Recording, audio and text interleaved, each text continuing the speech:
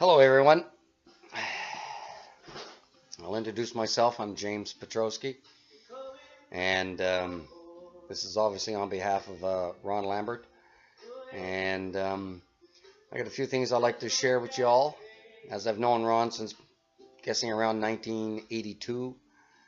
And not only have I known him as a customer, an employer, a friend.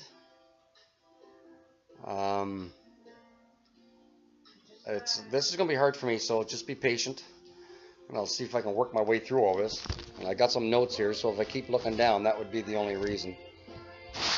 I have always kept in contact with Ron, and for most part in the last couple of years through Michelle or Dale, and I'd always follow up and see how the old man's doing. And Michelle was gracious enough to let me know, and the good and the bad and the ups and downs and everything else that goes with it. So be it. It's called life. When I heard that Ron passed on, I was in an emotional wreck for a little bit, and then I like to think I gathered my marbles, and I'm honored to be able to say a few good things about Ron. Ron was a huge influence in my life, whether he knows this or not. And even though I would consider myself just a little droplet of water in the bucket of people that he knows, I feel I need to say and just let everybody know that Ron touched me in so many ways I can't express it. Who he was, how he treated me, the things he's done for me are stuff that I personally will never forget. And I thank you, Ron. Working with Ron was pretty interesting. Not only as quote unquote my boss, for the most part, for the most part, he was a good guy to work with, and he treated me really well. We've had our battles, just like everybody has their battles, and the best thing about banging heads with Ron was it was all said and done 10 minutes after. 20 minutes if he really pissed me off, but it was good. Ron taught me so much in the business sense, in the life sense. It's the people sense. And Ron always says, just be yourself, just be who you are. Say it like it is, tell it like it is, and you'll learn a lot more respect from it. And I totally agree with him 100%. With Ron, there was no sugarcoating. He told it like it was. And he had his special way of saying it, but you just had to chisel that stuff away and look deep inside. And down deep inside, man, he was a loving person, and I can't express how much I loved Ron and all the things that Ron helped me through. Ron hired me, I'm guessing around probably 88. He hired me at a point in my life that it was pretty dark. He knows the reasons, and he hired me. He protected me, and he backed me on the issues. And there's not too many people you can find that'll stand their ground and risk a fair bit of what they're going through. Ron had a fair bit to lose by hiring me, and he it was what it was, and he took me under his wing, and he punched me in the head and threw me around and called me horrible names, but what worked for Ron worked for me. And I've taken those life lessons, and I've done the same. And I'm grateful for it. I'm just looking at my notes, and There's going to be an awful lot of and dums because I'm trying to choke back tears. Excuse me. Ron was so gracious that a car show would come up, and I would ask Ron if I could borrow a car. Ron, you got that red caddy? Can I take it to the car show in Stonewall? And it was never an issue. I was never scared to ask. But you know, it was more work than it was worth. Yeah, you can take it, James. You can wash it, you can wax it, you can rotate the tires, you can vacuum it, store it inside. Enjoy yourself, but make sure you bring it back Monday morning.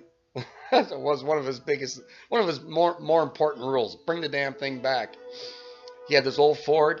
Don't recall the year. I want to say it was a 47 4-door, and he let me take that to a car show. And you know, top end was probably 40 miles an hour, but I felt like the king of the road, running her up number 7 highway to Stonewall to take her to a car show for the weekend.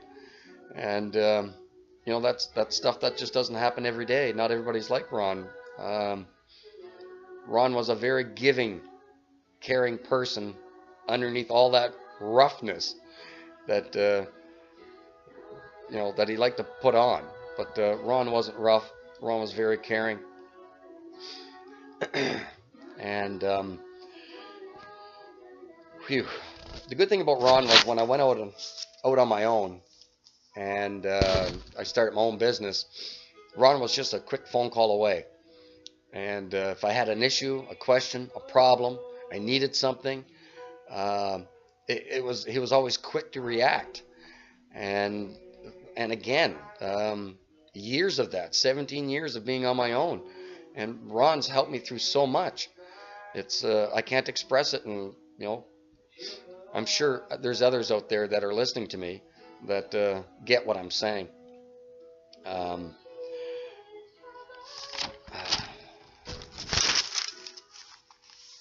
Sorry about this.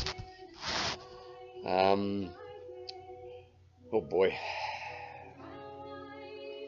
I will always remember you, Ron. You will always be a big part of who I am. You formed me. You molded me.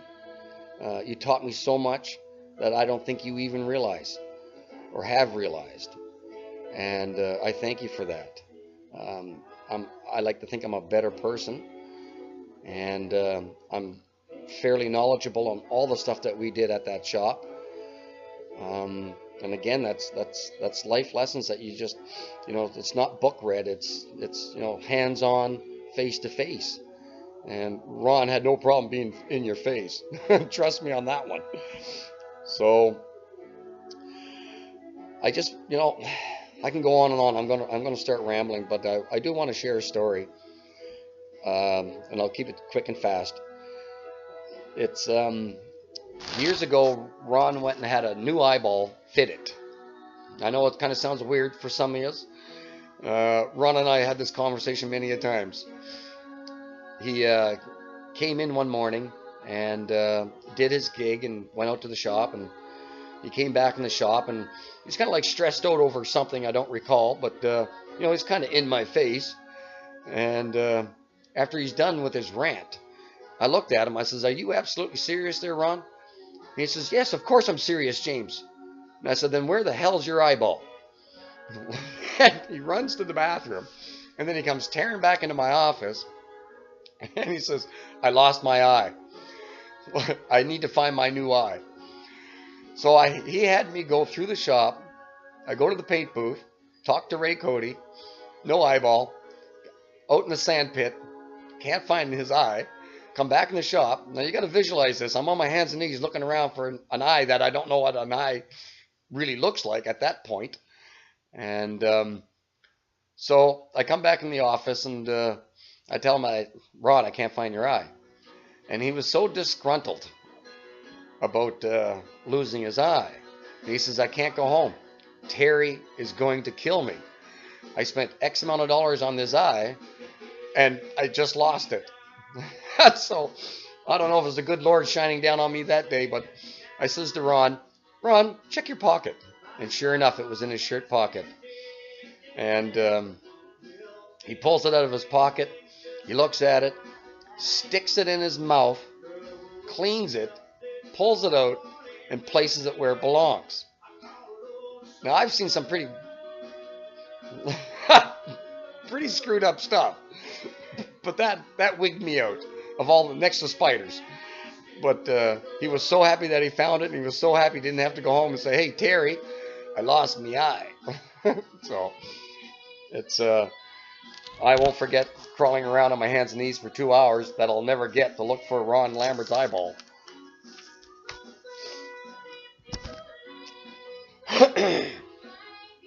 After leaving Winnipeg sandblasting, I would pop in and visit with Ron and Michelle and them and so on and so forth. And I'm pretty sure Ron's or people that know Ron, he's not really an affectionate, huggy, touchy, feely, type of guy.